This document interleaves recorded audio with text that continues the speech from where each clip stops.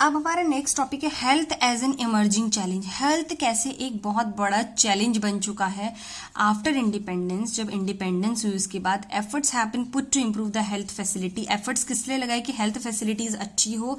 As it is noted that, क्या क्या note किया गया। Death rate has reduce, death rate क्या हुआ है, कम हुआ है। बर्थ रेट हैज डिक्लाइन, इससे क्या पता चलता है कि फैसिलिटीज अच्छी हुई हैं, बर्थ रेट भी कम हुआ है। Infant mortality rate come down, infant होते हैं जो छोटे बच्चे होते हैं 1 साल से कम, उनका भी रेट कम हुआ है। एक्सपेक्टेंसी ऑफ लाइफ जो है वो आपकी बढ़ी है। Death due to major disease reduce, जो बड़ी डिसीज से जैसे टीबी और बहुत और बड़ी बड़ी बीमारियां जैसे मलेरिया, उससे भी डेथ क्या हुई है हमारे कम हुई है। आफ्टर ऑल दिस, इन सब के बावजूद भी in India health care is continues to be a challenge. Health care फिर भी इंडिया में एक चैलेंज बन चुका है, वो क्यों है।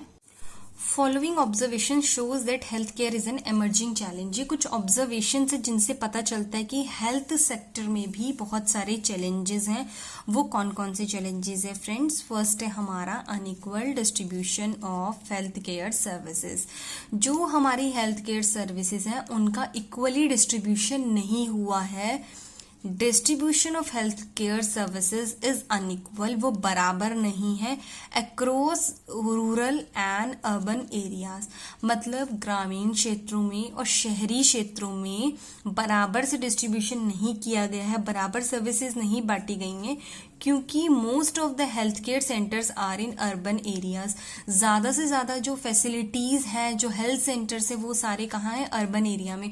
तभी तो आपने देखा होगा कि इंडिया में मोस्टली क्या होता है, लोग गांव से इलाज कराने शहर आते, क्योंकि गांव में उतनी सारी उनको फैसिलिटीज नहीं मिल पाती, बड़ी बड़ी बीमारियों के ट्रीटमेंट नहीं मिल पाते, इसलिए उनको अर्बन एरियाज में आना पड़ता है। सेकेंड है हमारा कम्युनिकेबल डिसीजेस।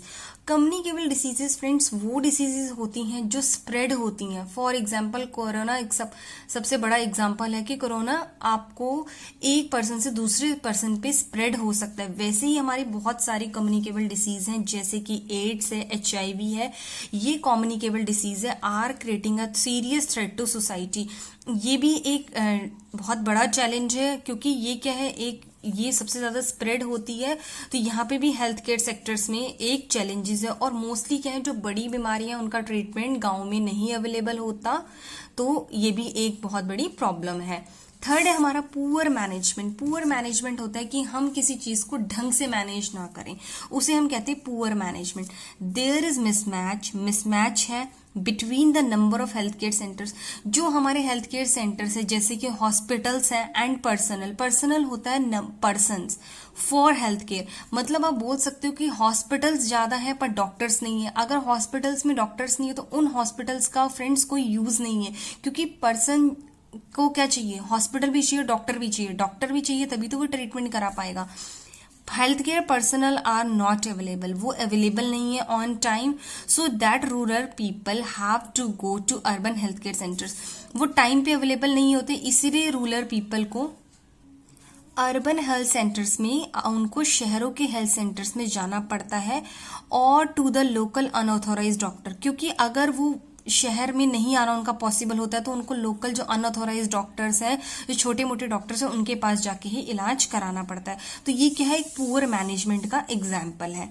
फोर्थ है हमारा प्राइवेटाइजेशन। प्राइवेटाइजेशन होता है कि ज्यादा से ज्यादा प्राइवेट सेक्टर को होल्डिंग देना। Privatisation means holding of health care services by the private sector. ज्यादा से ज्यादा प्राइवेट सेक्टर का हेल्थ केयर में इन्वॉल्वमेंट कर दिया है। गवर्नमेंट हॉस्पिटल्स है पर लोग वहां पे जाते नहीं है, क्योंकि वहां पे फैसिलिटीज नहीं है। आपने देखा होगा, आप कभी भी कोई भी पर्सन जिसके पास थोड़ा बहुत भी पैसा है, वो प्राइवेट हॉस्पिटल में जाना प्रेफर करता है। This leads too expensive services in the private hospital, और इससे ही प्राइवेट हॉस्पिटल में क्या है, सर्विसेज एक्सपेंसिव हो गई हैं। फिफ्थ है हमारा poor upkeep and maintenance. Maintenance सही नहीं है। मेंटेनेंस, अपकीप मतलब रख रखाव सही नहीं है, सही से मेंटेन नहीं करते।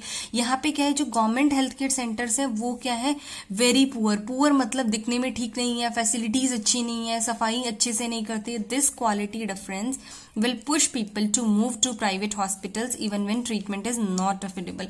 लोग क्या करते हैं, इस क्वालिटी के चलते लोगों को कहाँ जाना पड़ता है, प्राइवेट हॉस्पिटल्स में जाना पड़ता है, even when treatment is not available, जबकि वहां पे क्या है, ट्रीटमेंट अफोर्डेबल भी नहीं है, वो ट्रीटमेंट करवा भी नहीं सकते, बट स्टिल उनको क्या करना पड़ता है, उनको वहां पे प्राइवेट हॉस्पिटल में ही मूव करना पड़ता है, क्योंकि गवर्नमेंट हॉस्पिटल्स में फैसिलिटीज नहीं है। आपने देखा भी होगा, आपने सुना भी होगा कि हर पर्सन कहता है गवर्नमेंट हॉस्पिटल्स में बहुत लंबी लाइनें लगी रहती हैं, इतना पॉसिबल नहीं है गवर्नमेंट हॉस्पिटल में जाना, तो इसीलिए वो क्या करते हैं, प्राइवेट हॉस्पिटल की तरफ मूव कर लेते हैं। फिर हमारा पुअर सैनिटेशन लेवल।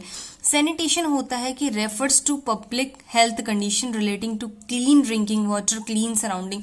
सैनिटेशन होता है कि ऐसी हेल्थ कंडीशन जहां पे क्लीन ड्रिंकिंग वाटर हो, क्लीन सराउंडिंग हो। जैसे आपने सैनिटाइजेशन वर्ड सुना है ना, आजकल हर पर्सन बोलता है कि सैनिटाइज किया, तो सैनिटाइज करना मतलब साफ सुथरा रखना। तो सैनिटाइजेशन मतलब ये होता है कि आपकी सराउंडिंग्स क्लियर हो, वातावरण क्लियर हो, पानी साफ हो, सब कुछ स्वच्छ हो। अब क्या है हमारे सैनिटेशन इंफ्रास्ट्रक्चर, जो सैनिटेशन है उसमें क्या क्या आते हैं। फर्स्ट है टू मेक सराउंडिंग क्लीन। आपको अपने आसपास का वातावरण साफ रखना पड़ेगा, जहां पे आप रहते हो, जहां पे आप काम करते हो, where we live and work, to spread awareness of sanitation.